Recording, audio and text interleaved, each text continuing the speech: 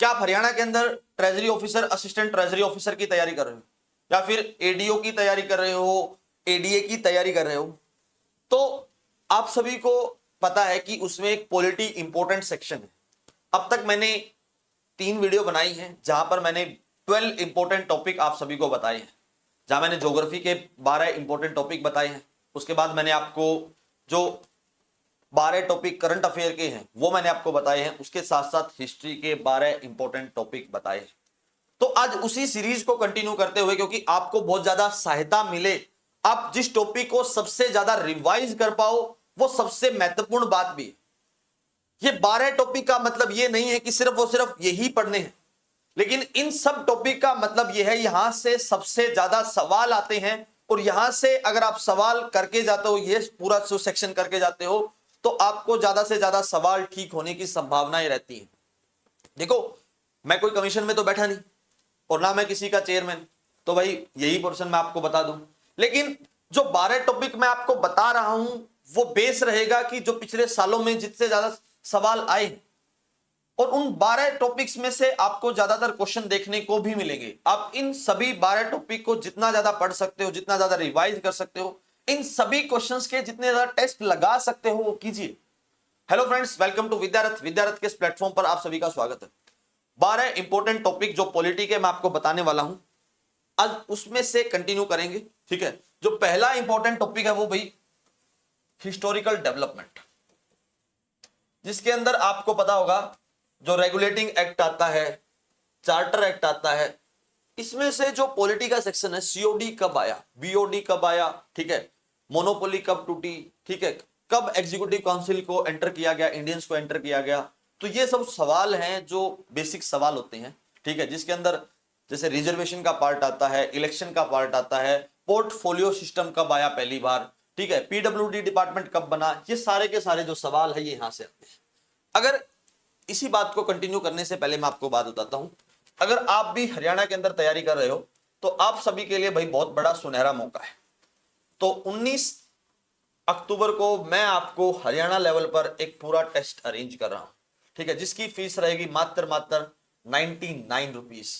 सिर्फ और सिर्फ 99 रुपीज में आप होल हरियाणा लेवल का मॉक टेस्ट दे सकते हो। ठीक है, अगर कोई नंबर इस पर रजिस्ट्रेशन करवाना चाहता है तो वो इस पर करवा सकता है। और भाई आप सभी के लिए एक और बात, ठीक है, 999 रुपीज में आपके पास 12 टेस्ट की टेस्ट सीरीज हमने लॉन्च की है, और बहुत अच्छा रिव्यू उसमें बच्चों का देखने को मिला है। जो बच्चे कहते थे कि हमारी तैयारी तो कुछ भी नहीं है, उन्होंने इस टेस्ट को करने के बाद बहुत अच्छा रिव्यू दिया है, और उनको पता लगा है कि उनको किस टॉपिक में सबसे ज्यादा दिक्कत है। और ये बात दिमाग और जहन से निकाल देना कि पेपर बहुत आसान आएगा, लेकिन आप इस बात को समझिए, मेरी इस बात को समझिए, जब आपसे अधिकारी बनाने का पेपर लिया जा रहा है तो आपसे पेपर कर्मचारी वाला क्यों लिया जाएगा। तो सवाल जायज सी बात है, सवाल स्टेटमेंट बेस भी आएंगे, और स्टेटमेंट बेस सवाल आपको तंग करने वाले हैं, ये बात याद रखना। ठीक है, चलो भाई लेट्स सॉल्व। लेकिन अब 12 टॉपिक की बात करते हैं। दूसरा इंपॉर्टेंट टॉपिक है भाई यहां से प्रियम्बल। प्रियम्बल से बहुत सारे सवाल, और जो पार्ट 1 होता है यानी आर्टिकल नंबर 1 to 4, ठीक है, आर्टिकल नंबर 1 to 4, यहां से सवाल कई बार देखने को मिलते हैं। प्रियम्बल से सवाल क्या क्या आते हैं मैं बता देता हूं। एक प्रियम्बल से सवाल आता है अमेंडमेंट का, एक सवाल आता है कि जस्टिस कितने प्रकार का है, एक सवाल आता है यहां पर फ्रेटर्निटी, लिबर्टी, जो ये तीनों वर्ड है जो हमने फ्रांस से लिए हैं, इन सब की एक्सप्लेनेशन क्या है, सेकुलर सिस्टम का मतलब क्या है इंडिया के प्रोस्पेक्टिव से, यहां से सवाल आता है। तीसरा टॉपिक है फंडामेंटल राइट। फंडामेंटल राइट में 14 to 22 और भाई 29 to 32, ये जितने आर्टिकल मैंने आपको बताए हैं यहां से सबसे ज्यादा सवाल आते हैं बेसिकली। उसके बाद फंडामेंटल राइट का किस प्रकार का नेचर है, उस नेचर से भी कई बार सवाल पूछ लिए जाते हैं। कई बार फंडामेंटल राइट को इमरजेंसी से कनेक्ट करके सवाल पूछ लिया जाता है। ये 3 इंपॉर्टेंट टॉपिक है, सबसे ज्यादा सवाल यहीं से आते हैं। देन अगला जो टॉपिक है वो है भाई पार्लियामेंट। पार्लियामेंट में किस प्रकार की मोशंस हैं, वहां से सवाल आ जाता है। ठीक है। पार्लियामेंट के साथ साथ प्रेसिडेंट भी इंपॉर्टेंट सेक्शन है। प्रेसिडेंट के ना आर्टिकल्स पूछे जाते हैं, जैसे 52 टू जो 61 नंबर आर्टिकल्स हैं उनसे सवाल पूछते हैं, और वो सवाल कई बार मैच द फॉलोइंग में आते हैं। किसमें जी? मैच द फॉलोइंग में। जैसे 55 नंबर आर्टिकल क्या कहता है, 56 क्या कहता है, 57 क्या कहता है, 58 क्या कहता है, ऐसे करके आपको मैच द फॉलोइंग में पूछ लेगा और आपको पता नहीं होंगे। एग्जैक्टली सीधी सी बात है, ठीक है। ये टॉपिक नंबर 4, ये 5। अगला टॉपिक है इसके साथ साथ डीपीएसपी। देखो आप लोग सोचोगे कि डीपीएसपी ऊपर आना चाहिए था एज पर सीरियल वाइज, नहीं, जहां से सवाल सबसे ज्यादा आते हैं वहीं से मैं आपको करवाऊंगा। डीपीएसपी से सवाल कब आता है मैं आपको बता देता हूं कि ये सोशलिस्ट है, सोशलिस्ट आइडिया है, या फिर लिबरल इंटेलेक्चुअल का है, या फिर गांधीया का है, गांधीन का है। गांधीयन के बाद आता है कि जो सोशलिस्ट आइडिया है वो गांधी का ज्यादा है या फिर मार्क्स का ज्यादा है। वहीं फिर सवाल आता है कि आपसे पर्टिकुलर आर्टिकल देकर यह पूछ लेगा कि ये आर्टिकल जो है फंडामेंटल ड्यूटीज का है या डीपीएसपी का है। कौन सा आर्टिकल डीपीएसपी से बाहर रह गया, जो चाहते थे वो एंटर अंदर होना चाहिए, ये सवाल आता है, ठीक है। 6 टॉपिक। 7वां टॉपिक जो है वो पंचायत का है, पंचायत एंड म्युनिसिपल काउंसिल्स, यानी 73 और 74 अमेंडमेंट जो है वहां से सवाल कई बार पूछ लिए जाते हैं, और बहुत अच्छे सवाल आते हैं। कई बार सवाल मैं आपको बता ही देता हूं किस प्रकार का सवाल आता है कि 2 टायर सिस्टम, 3 टायर सिस्टम, यहां से सवाल आते हैं। 2 टायर किस कौन सी कमेटी ने दिया, और कई बार सवाल पंचायत का जो मेंबर होता है, ठीक है, उसको डायरेक्ट चुना जाना चाहिए या इनडायरेक्ट चुना जाना चाहिए, इस पे भी सवाल आए हैं। और ये किसने बताया कि पंचायत का जो चेयरमैन है, यानी जिसको आप सरपंच कहते हो, उसका डायरेक्ट इलेक्शन होना चाहिए, ये बात किसने कही है। जो डीसी होता है, जो डीएम होता है, उसका पंचायत के अंदर क्या रोल रहता है, ये बात किसने कही, कौन सी कमेटी के अंदर कही, यहां से सवाल आते हैं। उसके बाद सवाल आएगा यूपीएससी से, एंड जो इलेक्शन कमीशन है, इन दोनों कॉन्स्टिट्यूशनल बॉडी से कई बार सवाल देखने को मिला है। देन फाइनेंस कमीशन, क्या जी? Finance commission.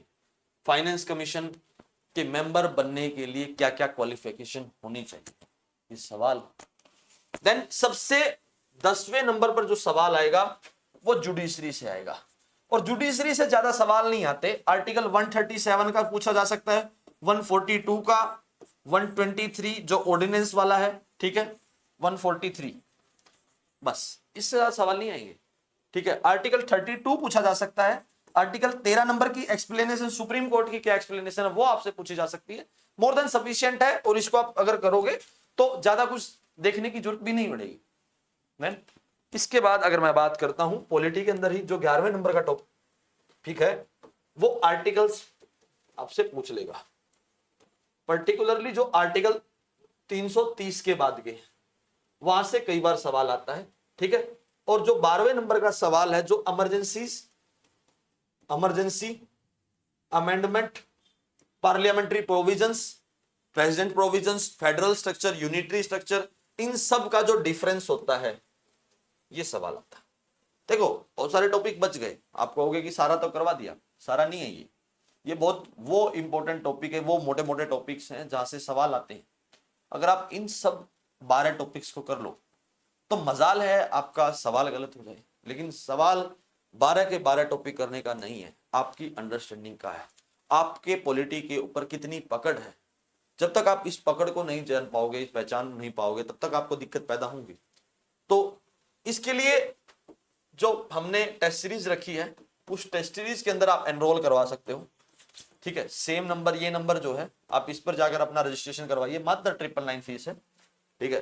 12 क्वेश्चन पेपर मिलेंगे आपको, सॉरी हाँ 12 क्वेश्चन मिलेंगे, 8 सेक्शनल होंगे और 4 फुल लेंथ होंगे, और आपको खुद ब खुद पता लग जाएगा कि किस लेवल की तैयारी होनी चाहिए थी।